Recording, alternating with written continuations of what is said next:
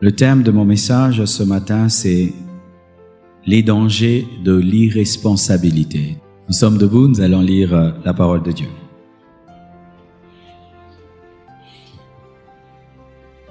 Je vous prierai de lire chez vous à la maison tout le chapitre de Samuel 17, Samuel 17. Nous allons faire une lecture kangourou, mais pour avoir la totalité de la pensée, je vous prierai de lire tout cela à la maison.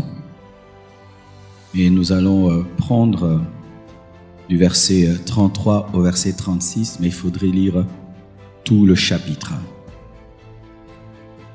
1 Samuel 17, verset 33 à 36, la Bible dit, « Saoul dit à David, « Tu ne peux pas aller te battre avec ce Philistin car tu es un enfant, et il est un homme de guerre. Dès sa jeunesse, David dit à Saoul, « Ton serviteur faisait paître les brebis de son père, et quand un lion ou un ours venait en enlever une du troupeau, je courais après lui, je le frappais et j'arrachais la brebis de sa gueule.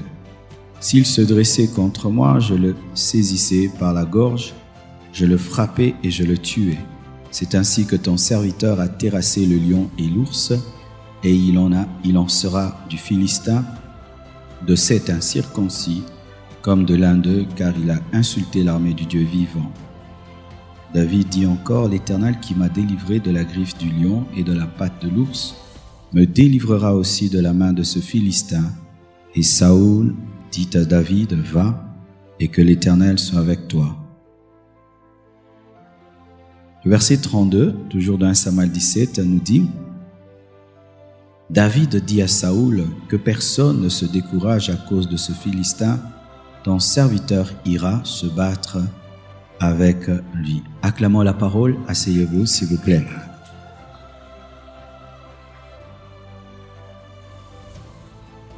Je vais un peu expliquer l'histoire, comment tout cela est arrivé. Les Juifs, Israël, avaient plusieurs ennemis, et parmi les ennemis, il y avait un peuple qu'on appelait les Philistins. C'était des adorateurs des Dagons, c'était des adorateurs des faux dieux. Et Israël se battait souvent avec ses ennemis. Et la plupart des temps, c'était des batailles rangées. Quand on dit bataille rangée, c'est armée contre armée. Et quand ils sont allés à la guerre contre les Philistins, ils s'attendaient à une guerre traditionnelle. Mais ce jour-là, exceptionnellement, on voit un militaire qui sort des rangs et qui change les règles. Il dit, on ne se bat plus comme avant. Plus armée contre armée. Nous allons nous battre un à un. Alors il s'est présenté comme étant le champion des Philistins. C'était un homme grand. Il avait 3 mètres de haut, 3 mètres et demi précisément de haut. Et le Philistin avait une lance, on croirait même tout un arbre. Et il avait un bouclier qui était semblable à une porte. Vous imaginez quelqu'un comme ça et qui est un bagarreur depuis son enfance. Et lorsqu'il se tient là, il prend et il assume toute la responsabilité des Philistins. Il dit, celui qui me battra, moi, battra toute la Philistie. Et il dit aussi, cherchez-moi aussi quelqu'un qui va se battre au nom d'Israël. Et si je le bats, je bats aussi Israël. C'était une guerre de responsabilité. C'était une guerre des responsables. Ce n'était plus une guerre communautaire, c'était un Philistin contre un Juif. Et lorsqu'il change la donne et qu'il se présente devant Israël, la Bible nous dit que tous ont fui, pas pendant un jour ni 2 jours, pendant 40 jours. Vous imaginez?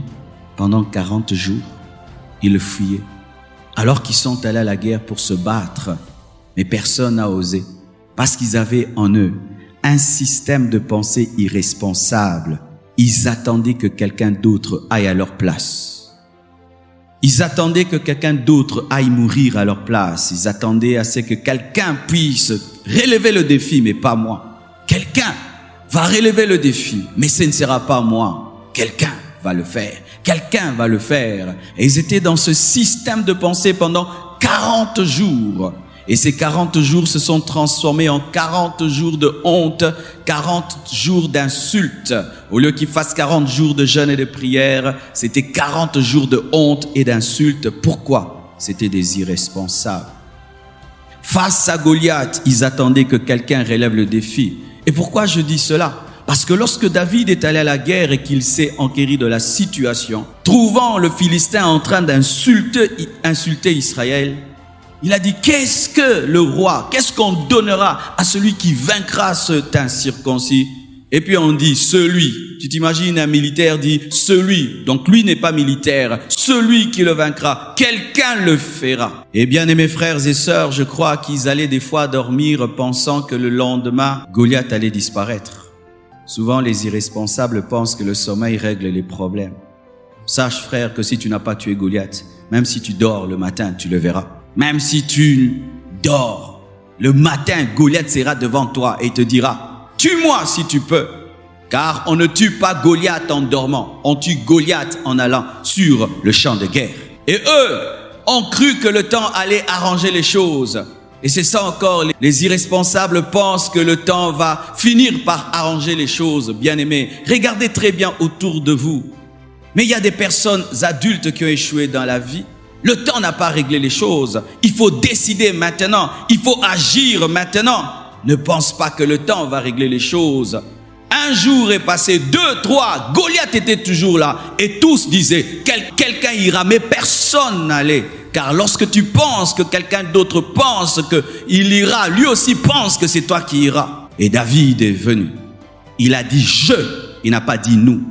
Dans la vie, mes frères et sœurs, pour vaincre certains défis, il faut aller en équipe, il faut aller en famille, il faut aller avec toute l'église, mais dans certains défis de la vie, tu seras tout seul. Il y a des choses, mes frères, qu'aucun homme ne pourra résoudre à ta place.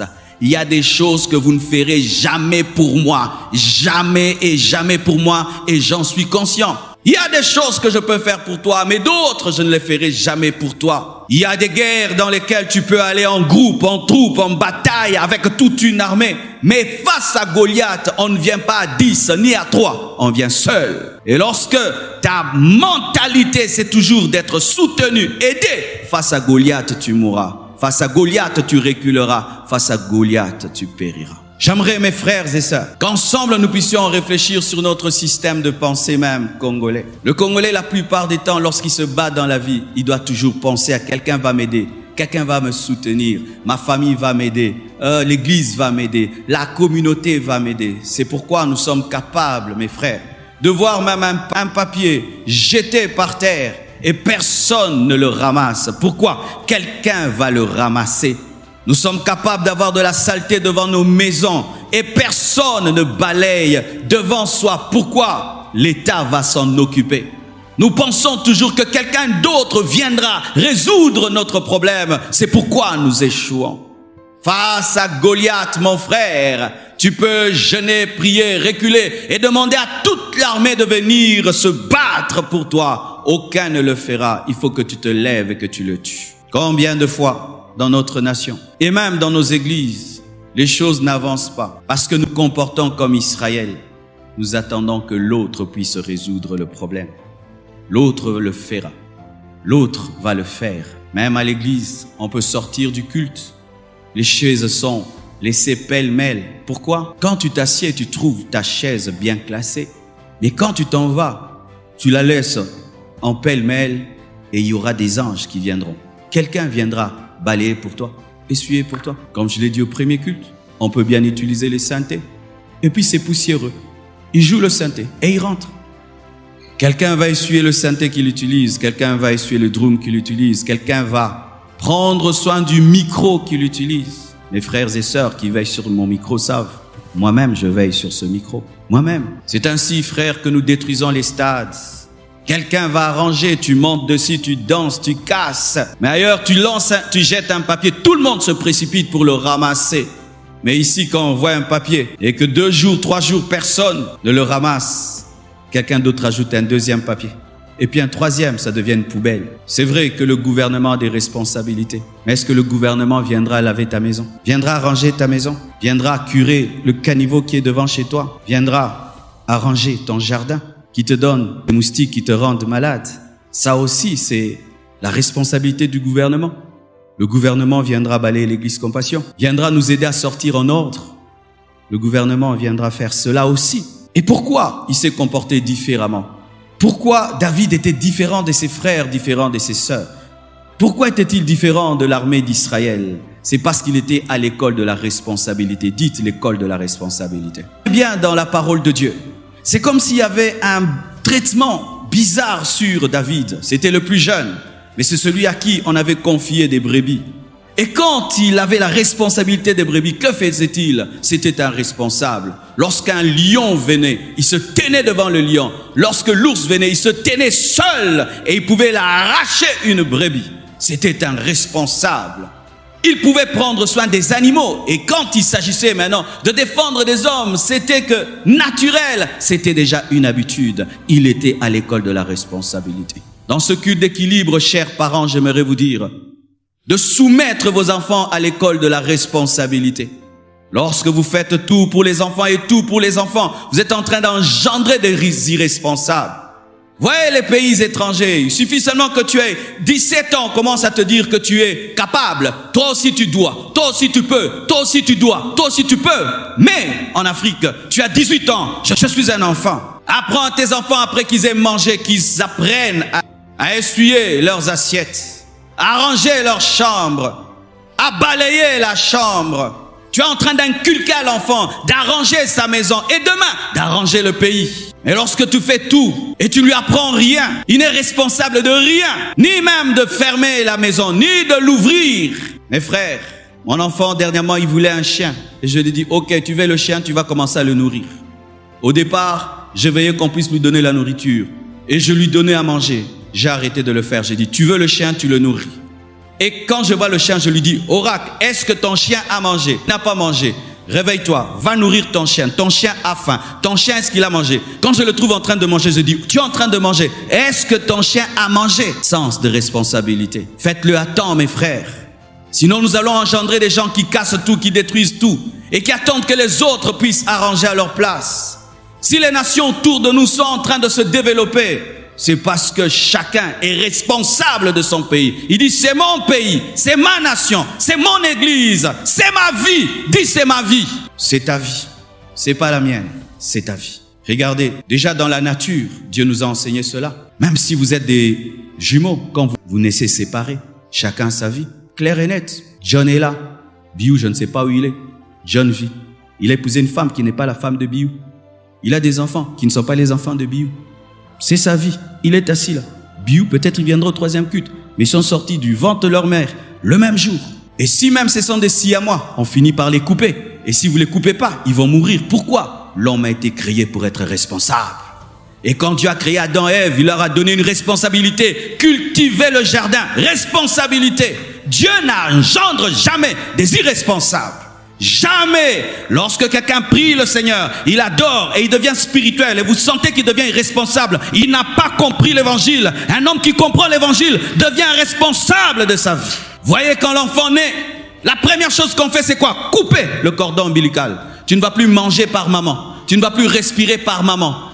Donne-moi la main que je te parle. Si tu engendres un enfant qui rit, engendre un autre. Il n'est pas sérieux. Tous les enfants naissent en pleurant. Pourquoi? Ils sont conscients qu'il y a un défi. La vie, même respirer, c'est un défi. Et l'enfant pleure. Pourquoi? Parce que quand il respire par ses propres poumons, alors il ressent la douleur et il pleure. Quand il sent le froid. Pourquoi? La vie lui dit, ici, si tu es zololo, tu vas mourir. Vous qui n'aimez pas les problèmes, faites deux choses. Mourrez ou n'existez pas. Tu ne veux pas des problèmes dans la vie, tu ne veux pas assumer des responsabilités. Fais deux choses, meurs ou ne nais pas. Les non-nés n'ont aucune responsabilité. Les morts n'ont aucune responsabilité.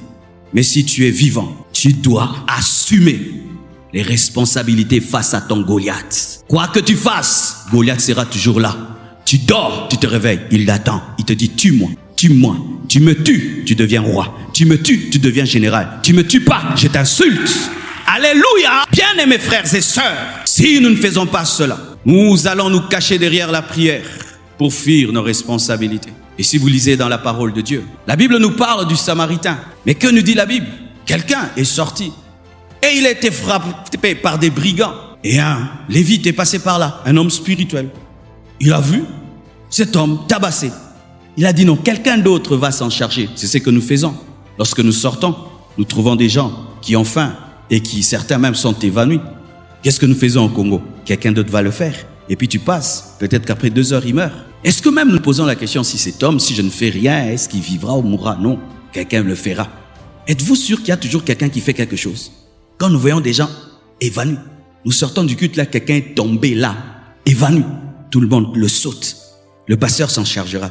Et puis moi je dis non, le frère s'en chargera, le protocole s'en chargera, et l'État s'en chargera, et puis s'en chargera, ne vient pas s'en charger. Et c'est ce qui est arrivé. Et Jésus-Christ ne présente pas n'importe qui. Un lévite, un homme spirituel de la lignée de Moïse, un homme spirituel. Mais il dit non, moi j'ai une prière à faire, quelqu'un s'occupera de toi. Un sacrificateur juif passe par là. Il dit non, ce n'est pas ma responsabilité. Moi je dois aller offrir un sacrifice, quelqu'un le fera. Se cachant derrière la spiritualité pour ne pas affronter leurs responsabilités. Toi qui fuis tes responsabilités derrière la prière, ce n'est pas la parole.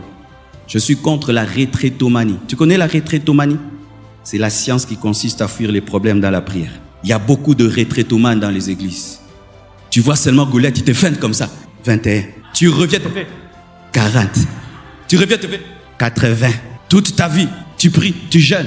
Il y a un temps pour jeûner, un temps pour travailler, un temps pour jeûner, un temps pour étudier, un temps pour prier, un temps pour assumer tes responsabilités. Et d'ailleurs, est-ce que travailler empêche de prier et prier empêche de travailler? Car je peux prier en travaillant et je peux travailler en priant. Vous devez lever vos mains et vous tenir face à vos Goliaths. Et qui vient? Un Samaritain, un homme qui a une religion mélangée, un homme méprisable. Les Juifs méprisaient les Samaritains. Ils avaient une religion mélangée de judaïsme et d'idolâtrie. Et les Juifs les méprisaient de sorte qu'un Juif préférait faire un long chemin que passer par la Samarie. Mais cet homme méprisé a manifesté plus de responsabilité que le Juif. Et je vous assure, des fois, les païens ont des choses à nous apprendre. En matière de responsabilité, des fois, les païens ont des choses à nous apprendre. Vous voyez ce qui s'est passé en France? Ce jeune garçon qui a vu un enfant au 4e niveau, a-t-il prié? Seigneur, envoie tes anges. Lui-même est devenu un ange. Il y a un temps où tu demandes à Dieu d'envoyer des anges. Un autre temps, toi-même, tu deviens un ange. Pour quelqu'un, alléluia, où tu aides ton frère, tu aides ta sœur, tu prends la responsabilité. Et la Bible nous dit, il a mis sur sa monture, pas la monture d'un autre, sa monture, il en a fait sa responsabilité. Il a pris son vin, pas le vin de quelqu'un d'autre. Pour panser ses plaies, il a pris son huile, pas l'huile de quelqu'un d'autre, et il l'a amené dans un hôtel. Et qu'est-ce qu'il a dit? Tout ce que tu feras, mets-le sur mon compte, je payerai, moi, je payerai. Il y a souvent une similitude entre l'orgueil et la responsabilité. Oui, les orgueilleux disent toujours je, et les responsables disent toujours je. Mais l'orgueilleux dit je dans le mal, le responsable dit je dans le bien. Quand tu entends un homme qui ne dit jamais je, c'est un irresponsable. Les responsables disent je ferai, je ferai. Voici ce que David a dit. Pendant que les Juifs disaient quelqu'un, celui lui a dit je le battrai, je le tuerai, moi David, je. C'est pourquoi son frère a dit orgueilleux. Non, responsable. Les irresponsables appellent les responsables orgueilleux. Le grand frère de David était un irresponsable. C'est pourquoi il n'a pas compris. La culture de responsabilité de David est là appelée orgueilleux. Laisse les hommes t'appeler orgueilleux. Tu tues Goliath pour eux. Alléluia. Et je vous assure, mes frères et sœurs, même en étant pasteur, nous sentons cela. C'est pourquoi il y a un terme que je n'aime pas, que nous employons souvent dans les églises. C'est vrai que des fois, il est mal utilisé, mais il peut aussi prêter à confusion. C'est lorsqu'on te pose la question, on te dit, mon frère, tu pries où? Au lieu de dire je prie à la compassion, tu dis je prie chez le pasteur Marcelo. Je prie chez le pasteur Marcelo. Tu étais où ce dimanche? J'étais chez le pasteur Marcelo. Chez moi? À la maison? Non, à l'église. Chez le pasteur. Mais tu sais que quand vraiment tu dis ça, cela ne va pas t'aider à être un responsable parce que tu diras que c'est chez moi. Alors si la moquette est abîmée, c'est chez moi. C'est moi qui dois me débrouiller pour l'arranger. S'il y a un mauvais son, c'est chez moi. Parce que si tu viens chez moi aujourd'hui et qu'il y a un problème d'électricité, je ne vais pas te dire de te battre pour arranger l'électricité. S'il n'y a pas d'eau, je ne te dirai pas de payer mon eau. S'il n'y a pas de nourriture, je ne te dirai pas de me nourrir. Mais quand tu viens à l'église et tu dis que c'est chez moi et qu'il n'y a pas d'électricité, tu vas dire que le pasteur se débrouille. S'il n'y a pas d'eau dans les toilettes, tu vas dire que le pasteur se débrouille, c'est chez lui. C'est chez nous, c'est chez toi. Ici, c'est chez toi. Dis à ton voisin, c'est chez toi. Alors, vois comment tu prends soin de chez toi. Est-ce que tu prends soin autant de l'église comme chez toi? J'ai toujours dit, ma maison ne doit pas être plus belle que l'église. Et si tu vois l'église, tu peux savoir comment ma maison est belle. Alléluia. Car je ne peux pas être dans une belle maison, mais venir prêcher dans un endroit sale. C'est un péché.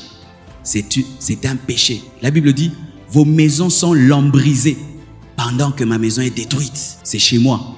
Ici, c'est chez moi. Si chez moi, il ne doit pas de poussière, ici, il ne faut pas qu'il y ait de poussière. Et il n'y a pas de poussière. Est-ce que tu veilles à cela? Lorsque tu finis de manger chez toi à la maison et que tu as 6 chaises dans ta salle à manger, est-ce que tu jettes certaines chaises dans la cuisine et tout?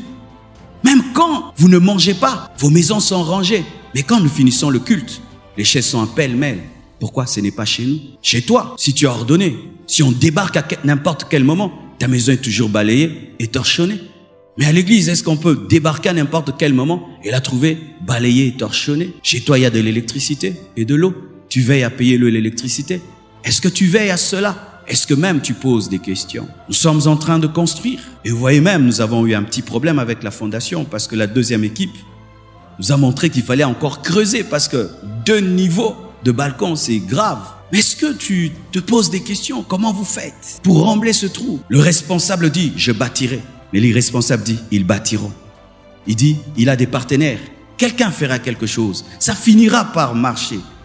L'irresponsable pense que quelqu'un sortira de rang pour tuer Goliath. Mais le responsable dit, moi, je le tuerai. J'aimerais, mes frères et sœurs, que nous changions de langage au sujet même de la construction. Ne dites plus, nous sommes en train de construire. Dites, je suis en train de construire. Et là même, tu peux évaluer ce que tu construis.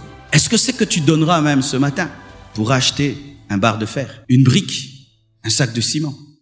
À moins que tu sois un jeune étudiant et tu n'as rien du tout. Mais si tu es un responsable, et si même tu as déjà construit une maison, est-ce que la manière dont tu donnes peut permettre à l'église de construire? Je construis. Nous ne construisons pas. Dis, je construis. Je bâtis. Et je t'assure que ta manière de donner va changer. Ta manière de t'impliquer va changer. Lorsque j'étais au pied de mon pasteur, je n'avais pas beaucoup. Je ne pense pas que j'ai donné dans ma vie, quand j'étais jeune, 15 ans, 16 ans, même $100 à l'église, je n'en avais pas. Mais j'ai donné le meilleur de moi-même. Le 3/4 des jeunes qui étaient à l'église, c'est moi qui les avais amenés. S'il y avait même une bonne adoration, j'avais vu ça à la borde et j'avais amené à l'église. J'avais donné le meilleur de moi-même. Et Dieu, quand j'ai commencé une assemblée, m'a béni. Et je vous assure, Dieu m'a béni. Lorsque même tu sers Dieu dans cette église, si tu es au minimum, Dieu ne te bénira pas. Car je remarque que certains, lorsqu'il est ici, il travaille pas bien. Mais quand tu lui confies une extension, tu lui confies une œuvre, il faut voir là-bas, il se déchaîne. C'est un manque d'amour. Bien-aimé, je n'ai pas attendu devenir un pasteur pour me déchaîner dans l'œuvre de Dieu, pour donner le meilleur de moi-même. Mes parents ne me voyaient presque pas. Je n'étais pas prédicateur, je n'étais pas pasteur. J'étais un ouvrier dans l'église. Mais j'avais fait de la vision de mon pasteur ma vision. Et Dieu s'est souvenu de moi. Mais si vous êtes là, vous attendez qu'on va vous donner des extensions. C'est quand vous allez vous déchaîner, vous donner. Vous ne serez pas béni, car tu récolteras dans ton champ ce que tu as sémé dans le champ de l'autre. Alléluia. Il y a quelque chose que nous devons enlever en nous. Et l'ennemi a placé cela en nous. L'incrédulité. L'incrédulité. Et cette incrédulité se révèle par une phrase célèbre. Est-ce que c'est moi qui vais changer le monde? Est-ce que c'est moi qui vais changer le Congo?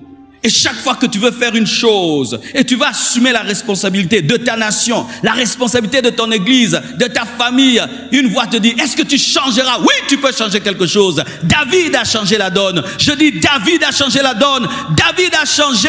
Une petite bonne action combinée à une autre amène un débordement. La grande pluie commence par une goutte. Tu peux changer. Et si je ne peux changer tout le Congo, et je ne peux changer tout l'Imété, au moins je peux changer les hommes qui sont devant moi. Et si tu ne peux changer toute la nation, tu peux changer ta famille, tu peux changer ta femme, tu peux changer tes enfants, tu peux changer tes amis, tu peux changer tes frères. Et un jour, cette jeune fille appelée Esther qui était dans ta maison deviendra reine. Elle va appliquer les conseils que tu lui as donnés. Et au travers d'elle, toute une nation sera sauvée. Mardochée ne pouvait savoir que par l'éducation de responsabilité qu'il donnait à Esther, il préparait le salut d'Israël. Oui, Esther était responsable. Lorsque les choses allaient mal, elle a dit, je vais jeûner. Pendant 3 jours, je ne vais pas manger. Je vais me présenter devant le roi. Et si je mourais, que je meure. Elle n'a pas dit, faites-le. Allez à ma place. Elle est allée elle-même face au danger, prête à donner sa vie. Peux-tu dire dans ta vie que tu t'es suffisamment battu? Peux-tu dire dans ta vie que tu t'es suffisamment battu? David a donné le maximum. Alors que Goliath marchait, lui courait. Il était prêt ce jour-là à mourir. Et c'est le jour où tu es prêt à mourir que tu es prêt à vraiment vivre et à commencer ta vraie vie. J'aimais un homme qui est déjà mort. Il était venu dans ce pays. C'était un grand enseignant de la parole. Écoutez ce qu'il a dit qui m'a bouleversé. Il a dit, si ce que tu fais te fait vivre, ce n'est pas ta passion et ce n'est pas ta vocation. C'est ton gagne-pain. Mais si ce que tu fais, tu es prêt à mourir pour ce que tu fais, alors c'est ça ta vocation. La vocation d'un homme, c'est une chose pour laquelle il est prêt à mourir. Ton gagne-pain, c'est ce qui te nourrit. Mais sache que ce qui va te distinguer sur la terre, ce n'est pas ce qui te nourrit, c'est ce qui te passionne. Est-ce que tu es prêt à mourir pour ce que tu fais? Est-ce que tu es prêt à mourir pour ton rêve? Est-ce que tu es prêt à te tenir devant Goliath pour ce que tu crois? Ou tu attends que quelqu'un d'autre le fasse? Et des fois même les fidèles, vous commettez cette erreur, c'est de prendre vos vies, vous nous les donnez. Bien-aimé, ne me donne pas ta vie. Il y a certains qui aimeraient même qu'on puisse respirer à leur place. Choisir même les vêtements à leur place. Papa, vous voulez qu'on choisisse la femme à ta place? Pourquoi? Vous ne voulez pas assumer la responsabilité d'un bon choix ou d'un mauvais choix. Comme ça, si tu choisis mal, non, c'était le pasteur. Pour toute chose, il faut que le pasteur dise. C'est parce que tu ne veux pas être face à ta destinée et face à ta responsabilité. Tu dois assumer. Et c'est seulement quand tu assumes que ta vie commence. Regardez, Saoul a fui et il a fini par ne plus être roi. David a affronté et il a remplacé. Dieu remplacera toujours les irresponsables par les responsables. Même à l'église, Dieu remplacera toujours les irresponsables par les responsables.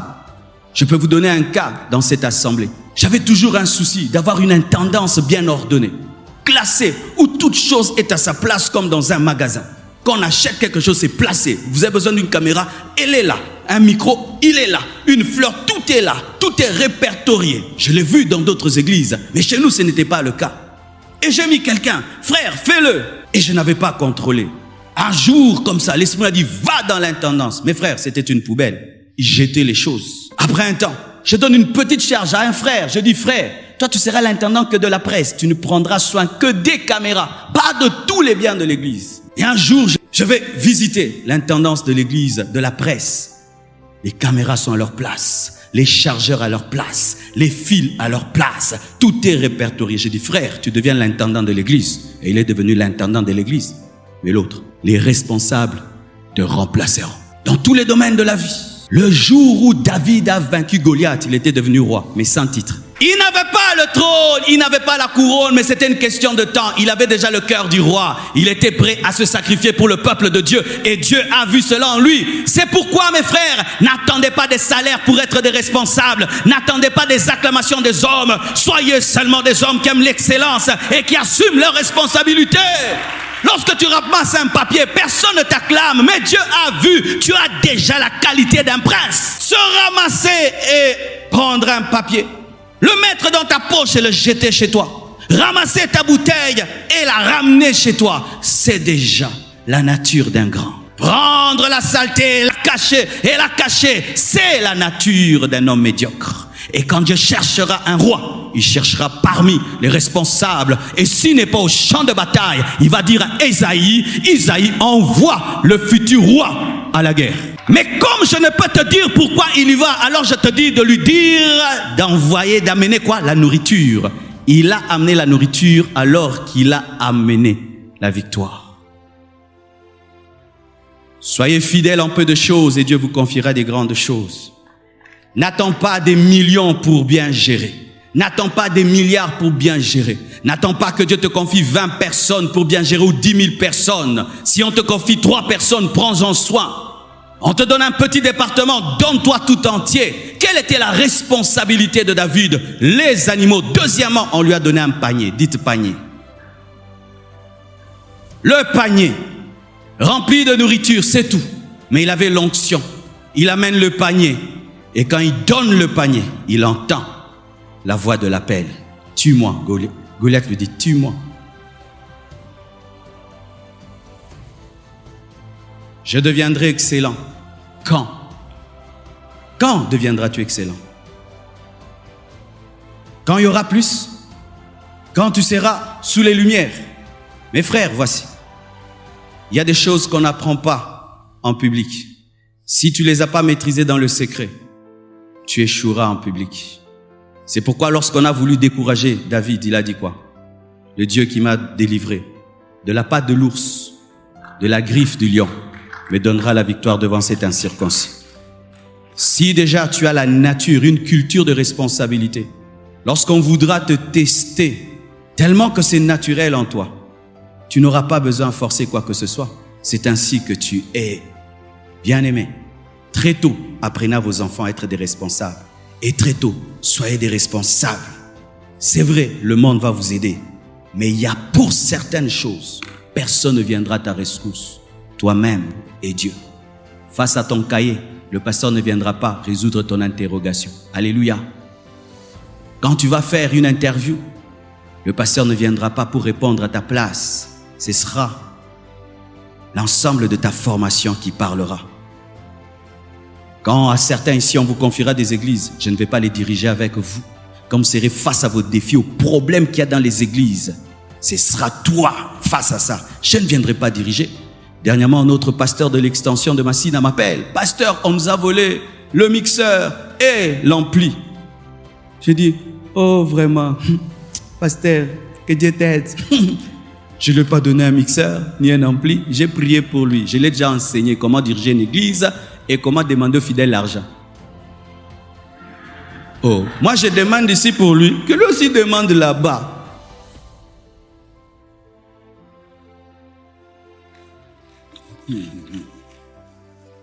Ne pense pas que quand on va t'envoyer, on va gérer tes problèmes. C'est maintenant qu'on t'apprend à gérer les problèmes. Assume bien tes responsabilités. Maintenant, en tant que responsable de la formation, en soi, ça te prépare à devenir pasteur. J'ai appris à devenir pasteur en dirigeant la jeunesse. Quand on m'a donné la jeunesse, c'était l'école pour devenir pasteur. Mais si j'attendais devenir pasteur pour prendre soin des âmes, apprendre à prêcher, à prier, je n'allais pas être un bon pasteur. Alors que tu es un huissier, sois un bon huissier. Ça te prépare à devenir un grand directeur. Oh, est-ce que je peux finir? Mardoché était une bonne sentinelle. Il est devenu un bon ministre. Pourquoi? Il a pu prendre soin du roi avec un petit salaire et alors avec un grand salaire. Alléluia. Il y a certains frères ici, tu le regardes, tu lui confies de l'argent, il est honnête. Tu lui confies, il est honnête. Il ne sait pas dans ton cœur ce que tu dis. Dieu, quand j'aurai beaucoup, quand je commencerai telle chose, c'est ce frère-là. Et des fois, on vous observe et vous ne le savez pas. Quelqu'un t'observe, mais il veut voir seulement une chose en toi. Le sens de responsabilité. Un homme un jour est sorti de sa maison. Il entre dans la voiture et Dieu lui dit, tu as laissé ta chambre en désordre, rentre, va la ranger. Un papa, il s'arrête, il revient, il ouvre, il arrange. Ça veut dire qu'est-ce qu'il y a? Il dit non, l'esprit m'a dit que ma chambre est en désordre, mais je vais le faire à ta place. Je dis non. J'ai promis à Dieu que quand je sors, ma chambre doit être rangée. Je ne peux pas aller parler aux gens de l'excellence pendant que je suis désordonné. Un homme qui peut faire des choses pareilles alors que personne ne le voit, si tu lui confies des choses qu'on voit. Il y a une sœur extraordinaire dans cette assemblée. On lui a confié de l'argent. Des mois et des mois après, nous avons oublié. Elle aussi a oublié. Elle va ouvrir une enveloppe. Elle trouve l'argent de l'église. Elle appelle. Elle dit, pasteur, j'ai trouvé une enveloppe. Il y a l'argent de l'église. Et c'est après 7 mois, elle a rendu. Cette fille, si elle devient ministre des Finances, ce pays sera béni. Faites bien les choses maintenant. Que Dieu vous bénisse abondamment.